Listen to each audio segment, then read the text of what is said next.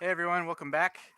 Um, I realized that at the end of our last video, we did not go over exporting our high and low poly, so this one's going to be fairly short, at least compared to the last video. Um, Alright, so here we have our high poly mesh, and the first thing I'm going to do is I think I'm going to trim this bottom out so that we don't have to worry about these polygons in our low and our high mesh actually. So the best way to do that would be to hold control and mask this. I'm just masking out just barely, something like that, so that we get a nice straight line across, just like that. The dark gray portion is what we masked out. And then what I'm going to do is I'm going to come over here and go to masking, and I'm going to inverse my mask like so. Alternatively, we could have just masked this way, but that's okay. Then after that, let's go to visibility and let's go to hide unmasked. Okay, so now we have a split essentially is what we just did. And then let's go back up to geometry, and under modify topology, let's hit delete hidden. So now we're just left with our mesh without the bottom cap.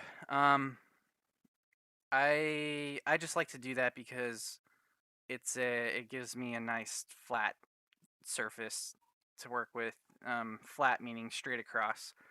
I don't really like the undulating effect that you get with with most sculpts. It doesn't really matter either way. It also obviously saves on poly count. That's good. I mean, uh, nowadays, console games, poly count is not a huge deal, but you should save whenever you can. So, with that, this is actually our high poly trunk, so we can actually export this. So let's go up here, let's go to our tool, and then just export that. And I'm just going to put it here. I'm going to call this ponytail palm underscore HP for high poly. I'm going to hit save.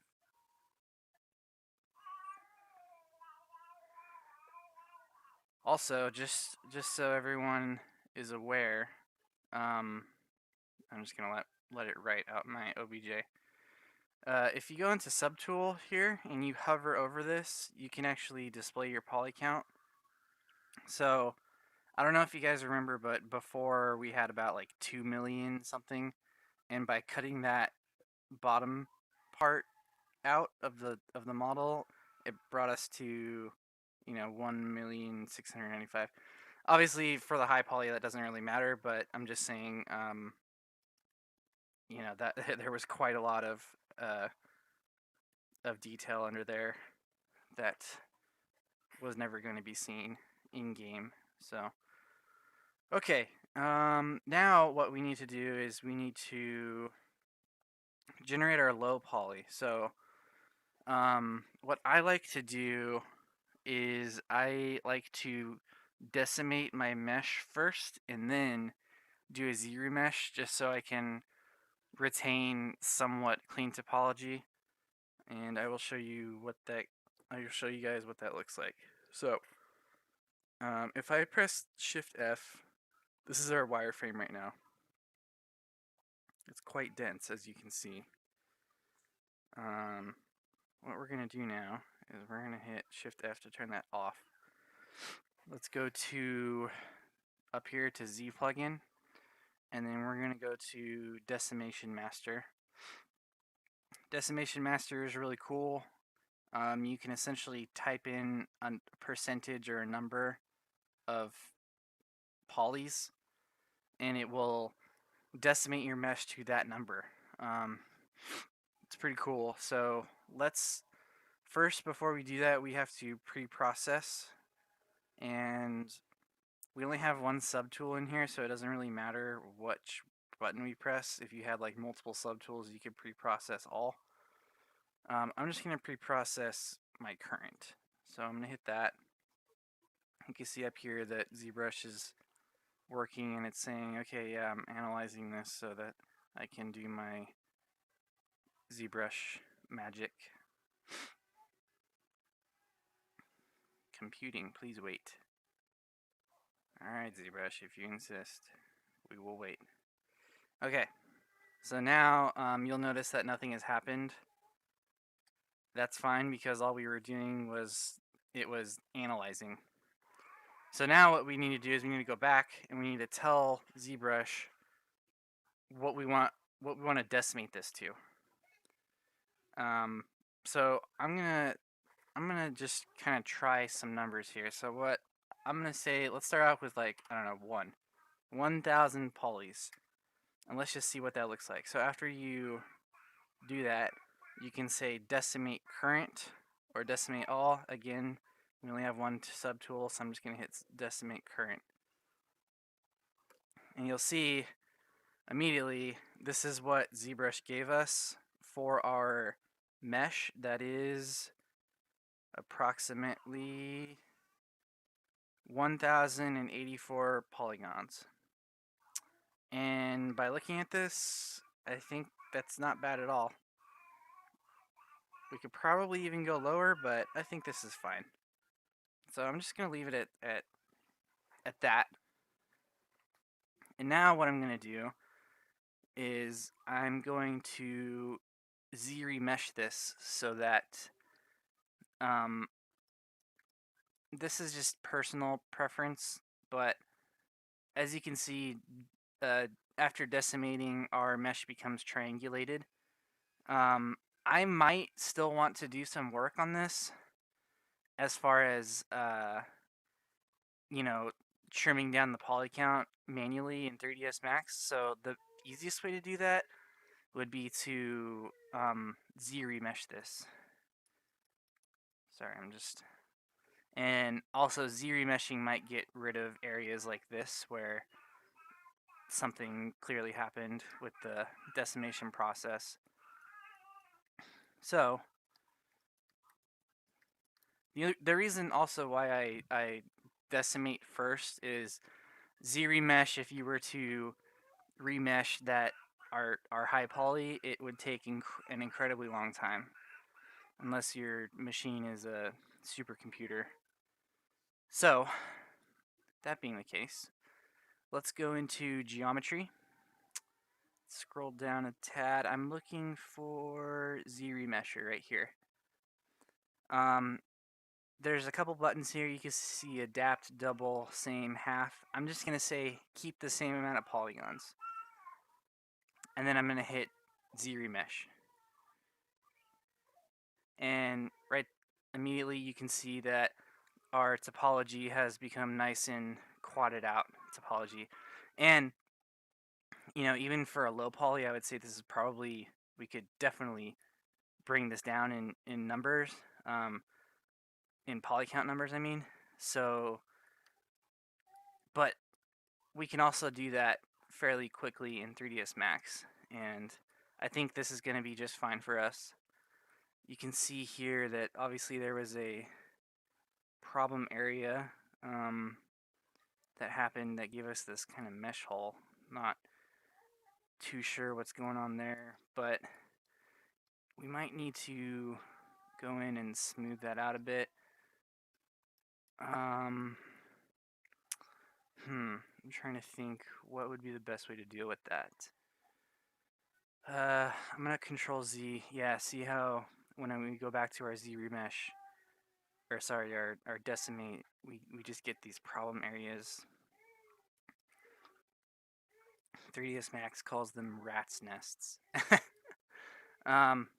So you know what else we can try? we can actually take that 1000 number that we had earlier and we can just bump that up a little bit in our Decimation Master. So I'm gonna try that and see if that helps. Let's hit Control Z one more time to go back to our original high. I'm just zooming in here to see if there's anything that's noticeably wrong with our mesh. I don't think there is. This is just the effect of Zremesh sometimes, just working with it. So let's go back to Z plugin. Let's actually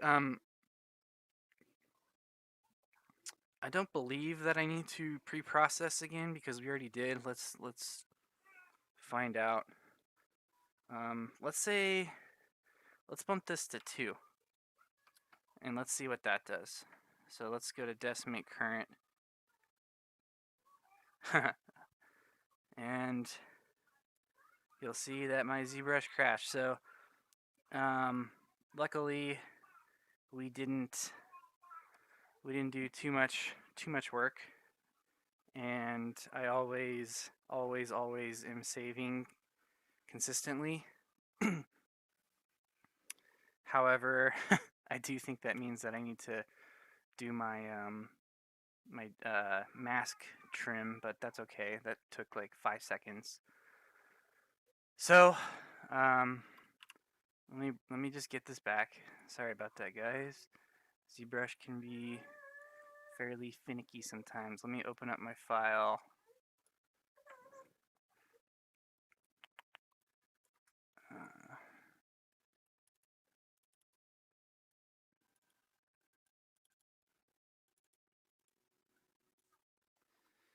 I might even, yeah, so I might even save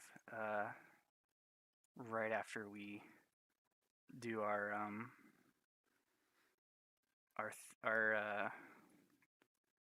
mask.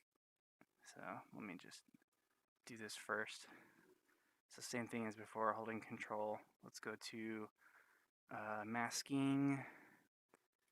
Let's invert that mask, and then let's go to geometry and where was it? Modify topology? Yeah, and then let's wait, I'm missing a step, aren't I? Okay, yeah, so first I need to go to visibility. Sorry about that. Visibility, let's hide.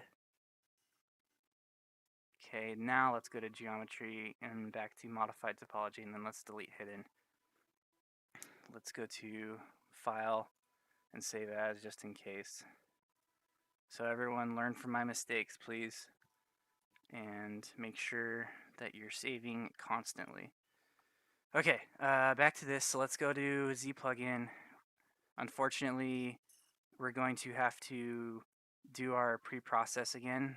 That's okay. It only takes a couple of seconds. So, but yeah, always save consistently. It's really important, obviously.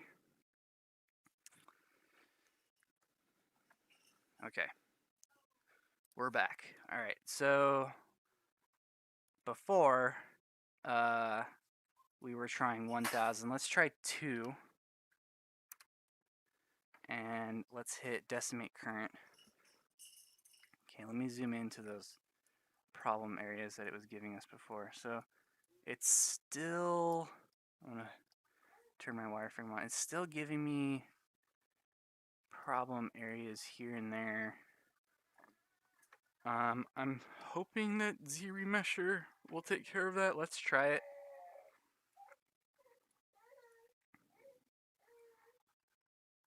So yeah, we were at 1,980 polygons. So let's try our Zremesh again. Let's go to geometry, Zremesh, and let's say keep the same polygon count, and let's just see what it gives us. Okay, so it's still giving us these mesh holes. We don't have it on the other side, which is good. but we are still getting some fairly large mesh holes here. We could probably fix this manually in 3ds Max, but it's still bugging me. Okay, I'm gonna go back to my high poly. I just want to see if I can figure out what's happening here. So, okay, I think it's this. Ah, I see the problem.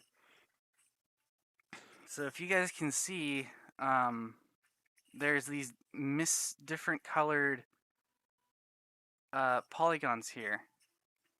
And what that means is that there are 2 polygroups in our mesh, and that is why, yeah, it's happening here as well. That is why it is giving us those holes. So essentially it's taking away this polygroup here, and it's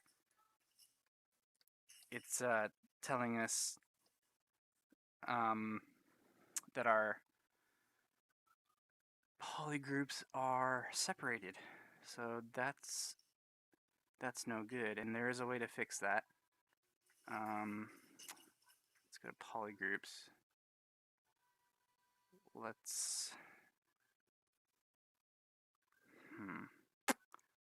merge stray groups. Let's try that. Let's see if after we click that, let's see if we're still getting, yeah, so it's still there. I don't want to do auto groups because I feel like it's going to give me a million different polygroups, but let me see what happens when I click that. And I might have, okay, here we go. Okay, so I think that might have done it. You know what else I might want to do? I might just want to smooth this part out. I don't know how we ended up with mesh holes right there. Sometimes this can happen in our sculpts, and I'm almost leaning towards fixing that in Max because I think it'll be much easier. So let's just do that. But we did get rid of that stray poly group down here, which is good. So I'm hoping that that was our issue. If you guys run into anything like that, auto groups works pretty well, obviously, but that's only because this is all one mesh and that's how we built it. If you had something like a character where there were multiple meshes, you know, like the eyeballs and the limbs or whatever, it would auto group those things into separate groups, and in this case that's not what we want. So let me pre-process this again, and that's because last time I did not do that and it crashed. So let's try it again.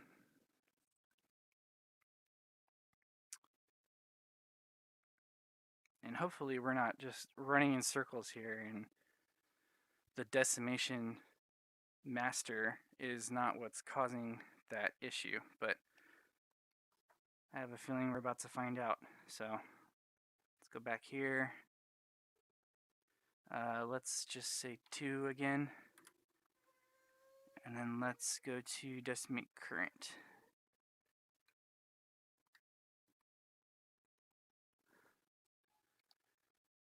Okay, I'm still ending up with a rat's nest. It's no good. But I'm thinking let's just fix it in Max later. Anyways, I'm gonna go back to subtool, 1,981 polys. That's quite a lot for a model like this. However, though, it could be justified because A, the player might be coming up, in a first-person view to this asset, so we might need a little bit more definition. And B, if you guys remember with our scale figure, this is quite taller than an average person's height. So I'm just gonna work with this for now, and we can manually try to bring it down a little bit more later in 3ds Max. So let's just hit Zremesh again, and you can see that it's still giving us an issue here. But I'm thinking let's just fix that in 3ds Max. Anyways, the final thing to do here, let's just see what we ended up at. 3,826. Oh, that went up quite a lot, didn't it?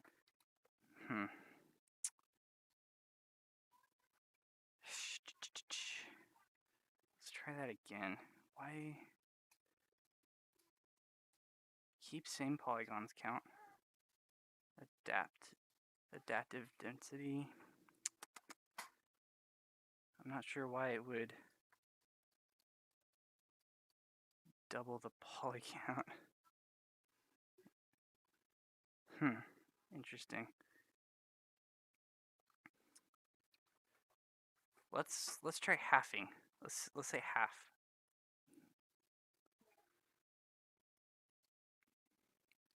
Where are we at? Subtool. 2,670. I'm still not happy with that number, but as far as topology goes, this is nice, and I think we can work with it. I'm not happy with this, obviously. I think I might just cap this off when we're unwrapping and stuff, and we'll just go in manually and start getting rid of a bunch of edge loops in here to bring that count further down. The only real density we need would be in this bottom area, because these tall trunks here can pretty easily be represented with only a few, edge loops. So I say let's just work with this, and we will bring it down in 3ds Max. I'm not gonna hold this number 2,670. I'm not gonna hold that to heart. So I'm just gonna export this. Call it the same thing, but underscore LP for low poly, and then let's save it. And I'm also, before I close this out, I'm going to go back to our original high poly mesh, because as you can see, we can always work forward, but it's a little bit harder working backwards. So that should do it for this one, guys. Sorry about the finicky stuff. Again, I wanted to just work through it, and I think it's going to be okay. So in the next video, we're going to start sculpting our canopy, and that's honestly the most fun I have doing these types of models. So hopefully you guys will have fun too. All right, guys, I will see you in the next one. Bye.